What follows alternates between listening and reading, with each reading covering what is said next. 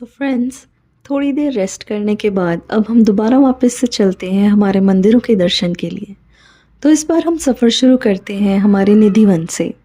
निधिवन के opening timings हैं 3:30 PM। तो इन वृंदावन की छोटी सी प्यारी सी गलियों से होकर हम पहुंच चुके हैं निधिवन। एक ऐसा पवित्र और रहस्यमय वन है जिसे तुलसी का वन भी कहा जाता है और माना जाता है कि यहाँ राधा कृष्ण रासलीला रचाते हैं।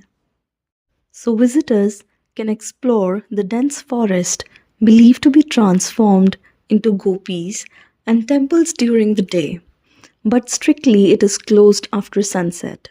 निधि वन यहाँ के प्राचीन घने जंगलों का एक छोटा सा हिस्सा माना गया है जो तुलसी के पौधों से भरा हुआ है और कहते हैं यहाँ पे छोटे झुके पेड़ गोपियाँ ही हैं जो अपना भेष बदलकर श्री कृष्ण की प्रतीक्षा में उनका इंतज़ार करते हुए आती हैं। There are over 1600 small holes in the ground, which are thought to show where the trees move. Tulsi leaves never break off by themselves, and the fallen ones are gathered in their holes. The trees always grow in pair, and it is also believed that no insect and bird tends to live in these trees. Also, in addition to this, it is believed that if you bring any part of the trees back to your home, it brings bad luck along with you. यहाँ आपको देखने को मिलेगा एक छोटा सा मंदिर जिसे रंग महल भी कहा जाता है। कहते हैं राधा कृष्ण रासलीला के बाद यहीं आराम करते हैं, जिसलिए यहाँ के पंडित इस जगह को अच्छे से सजा देते हैं कुछ नए कपड़े, मिठाइयाँ, फूलों के साथ, और स्ट्रिक्टली शाम के बाद यहाँ जाने के लिए मना किया जाता है।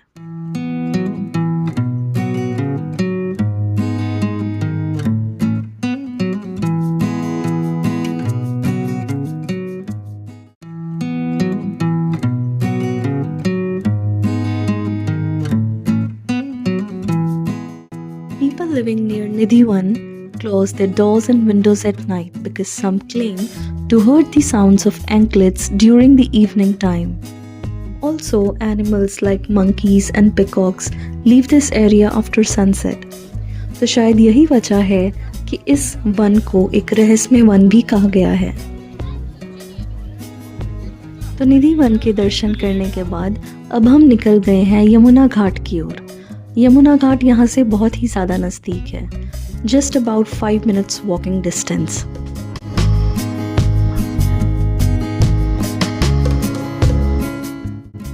तो यहाँ पर शाम की आरती की तैयारियाँ शुरू हो चुकी हैं। जैसा कि आप देख सकते हैं, फ्लावर्स के साथ बहुत ही सुंदर डेकोरेशन करी जा रही है। जैसे ही हम किनारे पर पहुँचे, हमने देखा कि बोट्स तो बहुत ही ज़्यादा सुंदर डेकोरेटेड थी।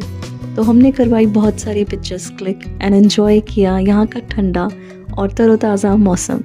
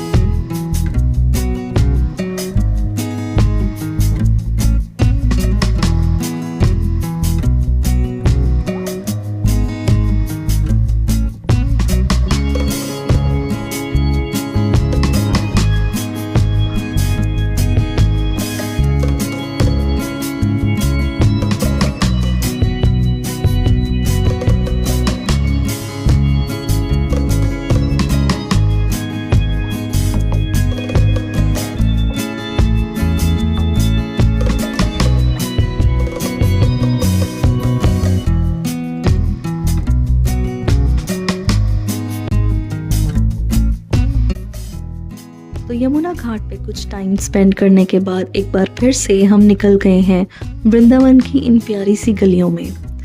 तो हमें कुछ देर चलते ही दिखाई दिया रिफ्रेशिंग मीठी लस्सी का स्टॉल और गर्मा गर्म समोसे और पकौड़े। तो रुकना तो बनता ही था।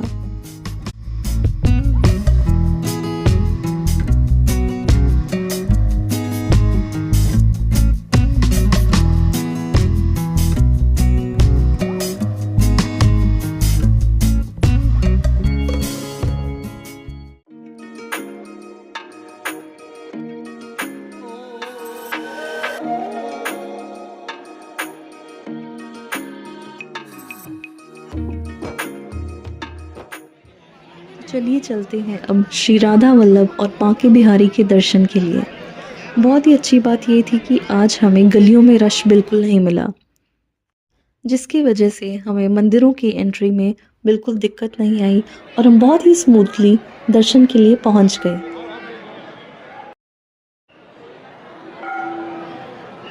मंदिरों के अंदर काफ़ी रश था और बहुत ज़्यादा सिक्योरिटी होने की वजह से बहुत ज़्यादा कैप्चर नहीं कर पाए हैं, लेकिन थोड़ी बहुत पिक्चर्स आपको देखने को मिल सकती हैं जिसमें आप दर्शन ज़रूर कर पाएंगे।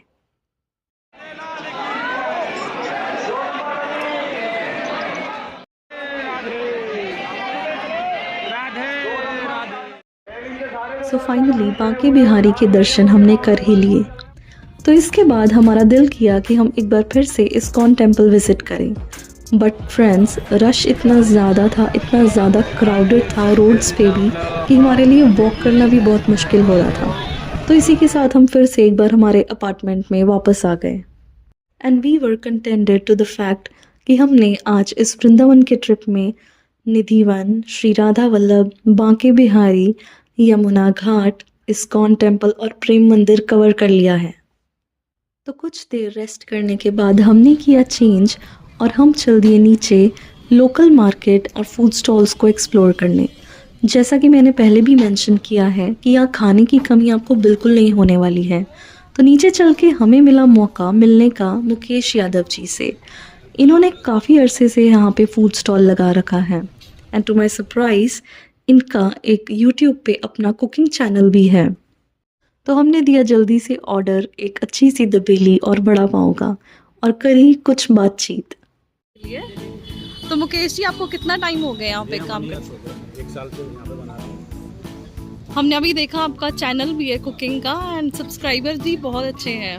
बहुत ज़्यादा रश लगा रहता होगा आपके पास दिन में रात में? सारी रेसिपी डालता हूँ बनाने की। हाँ जी, और ये अभी हम बना रहे हैं दाबेली। बिल्कुल टेस्ट करना बहुत ही लाजवाब है और उसके बाद खिलाऊंगा बड़ा पाव। ठीक है। टेस्ट करो, उसके बाद आप बताना टेस्ट कैसा है हमारे यहाँ।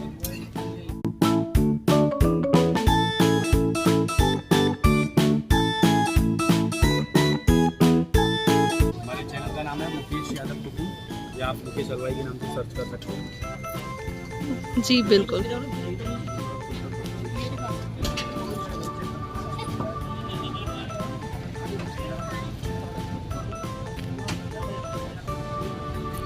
तो फ्रेंड्स हमारे अपार्टमेंट के बिल्कुल सामने इनका स्टॉल लगा हुआ है। इन केस आप यहाँ पे रुकते हैं तो यहाँ आना मत भूलिएगा।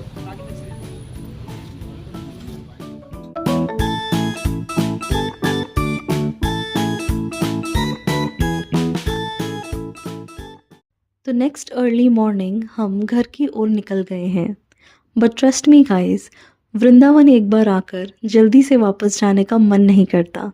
और अगर आप वृंदावन विज़िट कर रहे हैं तो इसको आप 4 to 5 डेज़ का टूर बनाकर चलें।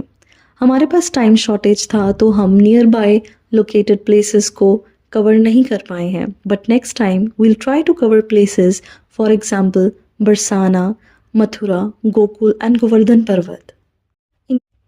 आखिर क्या है वृंदावन? राधा कृष्ण की प्रेम की नगरी है वृंदावन, जहाँ राधा के अलावा कोई और नाम नहीं लेता। जिसे देखते ही रोना आ जाए वो है वृंदावन, जहाँ राधा कृष्ण के प्रेम को आप अच्छे से महसूस कर सकते हैं वो है वृंदावन। जहाँ यमुना जैसी पवन नदी हो वो है वृंदावन। तो आप भी जल्दी से आए और विज़िट करें वृंदावन जैसा एक बहुत ही प्यारा शहर। और अगर आपको पसंद आया हो ये छोटा सा टूर तो ज़रूर वीडियो को करें लाइक, शेयर एंड सब्सक्राइब और जुड़े रहें हमारे साथ और कुछ हसीन ट्रिप्स के लिए। Till then take care. Radhe Radhe.